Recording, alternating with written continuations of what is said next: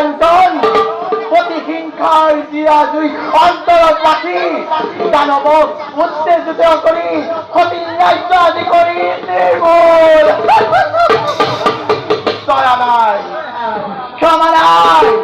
দয়া নাই ক্ষমা নাই আদি অবদায় কিন্তু আছে মাত্র পুত্রে অতি গৌর কর্য পুত্র স্নেহ দাদি দিদি আপন পাহরা পুত্র স্নেহ দাদি দিদি আপন পাহরা